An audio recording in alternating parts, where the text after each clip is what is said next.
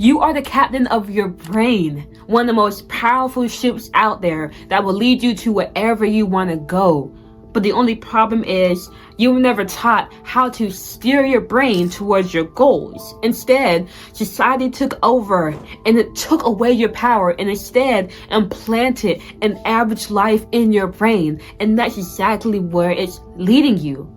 But you can change that, just like I did. For most of my life, I worked a job I absolutely hated.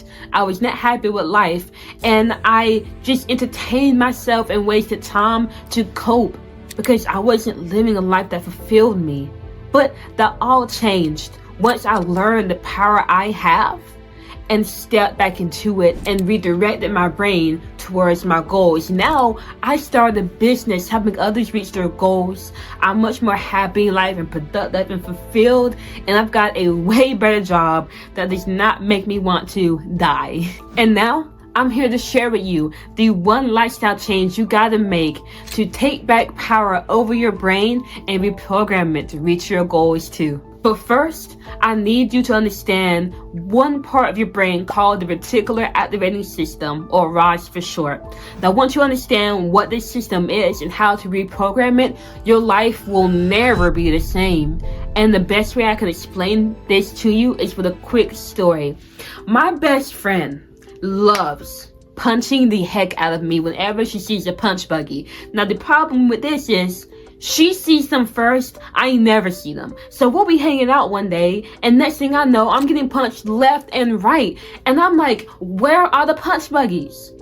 Where are the punch buggies? Because how are you hitting me? How are you getting me left and right? I don't see them. Well, one day she punched me so hard out in my mind and my soul and my spirit. I said, never again. The next time we're together, I'm gonna see that punch buggy and I'm gonna light into you. And I was so determined to see that punch buggy and to light her up. Now, I didn't see any that day because we were already heading home. I dropped off home and everything was fine. Now, the next day, as I'm driving over to work, all I see are punch buggies left and right. And I'm like, when did my town have so many punch buggies, bro? I've never seen this many before, but they're just standing out. And even to this day, still now, I see punch buggies left and right. Has that ever happened to you? Like maybe you got a new car one time, or your friend got a new car, and you start seeing that car everywhere you went, when before you never noticed it. Or maybe you caught feeling for somebody, you're crushing on somebody, and now every song in your playlist is a love song. What's happening here? Well, it's your reticular activating system, or ROS for short. Now, this system in your brain is responsible for filtering out what's irrelevant and focusing only on what's relevant. And it does this because we are surrounded by constant stimuli. And if we were to focus on every single thing around us, we would melt down because it's way too much. Like right now, you're focusing on the words I'm saying in the video and the graphics and all that stuff. But what you're not focusing on is the feeling of your clothes on your body, the noise that's going on around you, the fact that your jaw is clenched right now. You're not focusing on that. But now you may be, because I put it on your mind. Now it's important to you, and your ROS is bringing it to your awareness. And that's what happened to me when it came to my best friend and punch buggies. For a while, they weren't important to me, but they were always there, but I was ignoring it because that was stimuli that was not important to me. But when I made it up in my mind that I was going to see one to punch my friend back, that's when it became important to me. That's when my reticular activating system, my ROS, said, okay, punch buggies are good, let's find it. And that's why the next day I was seeing punch buggies everywhere. Now, your ROS system can work for you or it can work against you, and for most people it is working against them because the world we live in has not taught us what this is. And second of all, it's programmed the average life inside of all of us, which is why most people are programmed to look for a 9-to-5. They want to get married, they settle down, and they want to only really enjoy life on the weekends. This is something so many people do. But if you want to be the 1%, if you want to live a life that's different, if you want to be great, you've got to reprogram your ROS in a way that works for you. Because while there's a lot of people who is seeking out the average life, there's still a lot of people who are seeking out a life of greatness. Instead of seeking out a 9 to 5 or, wife and kids, which is there's nothing wrong with that. Like, if you want to get married, whatever, there's nothing wrong with it. But instead of focusing on those things, they're focusing more on finding their purpose and doing meaningful things in life. They're focused on having true fun, and they're focused on growing in every aspect of their life. Why? Because that's what they reprogram their Ross to look out for. Now, the next question is, how do you reprogram your Ross so that you can start seeking out the things that will bring meaning and purpose and joy and enrichment to your life, and ignore the things that won't? How do you make that change? I'm going to explain to you how. But first, if you don't know who I am, my name is Faith, and my entire goal with this page is to help you reach your goals and become your best. Now, if you're ready for that and you want to change your life and reach your goals and do the things you've been pushing off for way too long, go down to the first link in my description, click that, and I will see you there. Now, let's get back to the video and the topic at hand. How do you reprogram your Ross? To explain how, let me give you a quick story. About 7 or 8 months ago, my neighbor moved away, and I was sad because my neighbor had a dog named Pookie. And almost every morning when I went for my walk, I would stop and go on the fence with Pookie and play with him. That was my dog, literally. Like, I loved him so much. If I could have him as my own pet, I would have been took him. But unfortunately, my neighbors packed up and they left, and I didn't even get to say goodbye to Pookie. And it's not like I wanted to, because it's hard for me to say goodbye to things. And when I know somebody's leaving, then my first instinct is to push it away even more.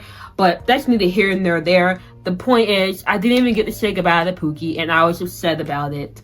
Now, the entire week after my neighbor left, every single time I went for my walk, I would think about Pookie, and I would think, oh my God, I wish I could see him one more time and pet him and hear his bark and just tell him goodbye and that I love him.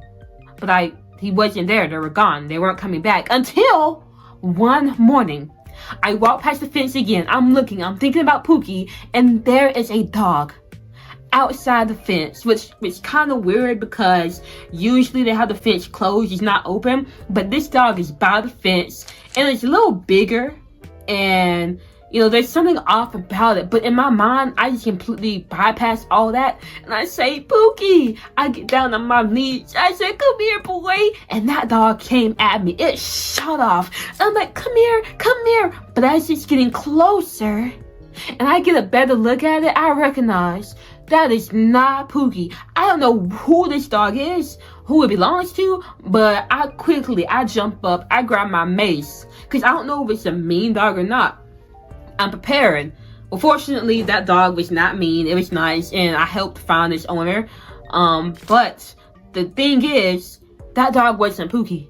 And yet, despite having those signs that it wasn't Pookie, I thought it was. I bypassed all of that and almost got myself messed up because of it. And the only reason was because I reprogrammed my Ross to look for Pookie. And so it was programmed to find the dog I wanted. And when it saw a dog that kind of fit the picture, it forgot about the small things that signaled it wasn't Pookie. And instead it said, that's Pookie, this is what you want. Mission accomplished, go after it. And that is the key to changing, to reprogramming your Ross. Keep your goals on your mind. For me, the goal was I want to see Pookie. So for a week straight, every single time I walked past that fence, I was thinking, Pookie, Pookie, please, I want to see you. That goal stayed in my mind. And it led me to mistaking some stray for the dog I wanted to see. So reprogramming your Ross is not hard at all. It all comes down to having awareness about what you want from life and what you want to achieve, and just continuing to revisit that. Because if something is important to you, the only way you'll pick it up as important subconsciously is if it stays on your mind. Because if it's not important, why would it be on your mind? You feel me? So anything you keep on your mind will reprogram your Ross and lead you towards it. And here's a cheat code for doing that. I have a goal card. So I keep this in my pocket. I have writing on the front and the back. And just so you know, like, I'm not BSing you. This is literally, like, you can see it's worn out because I just keep this on me. I'm going to read just one part of it.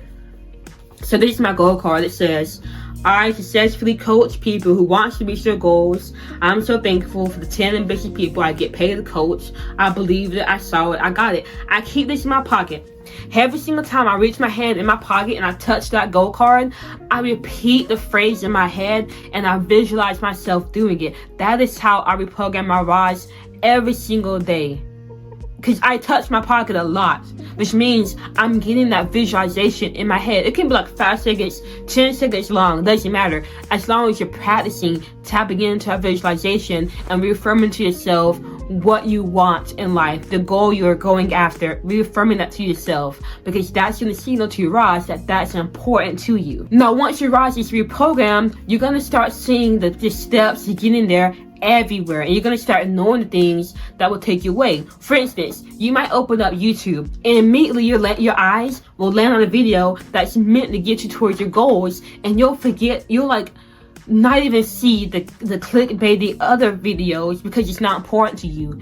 Maybe you'll be walking one day and you'll get some random idea that will literally change the entire game for you because you reprogrammed your rise to think about this, and you'll just ignore distractions way more because your rise, your particular activated system, isn't actively focusing on those because it's not important to you. What's important to you is the goal you kept telling yourself over and over and over again. And I know looking at your goals over and over and over again does not seem like it'll do much to help you reach your goals, and it won't, because nothing will happen if you don't put action behind what you're doing. But to change your reality, you gotta have the right mindset paired with the right behaviors, and reprogramming your ROS to reach your goals, to look out for your goals, is how you give yourself the right mindset to reach your goals and change your reality.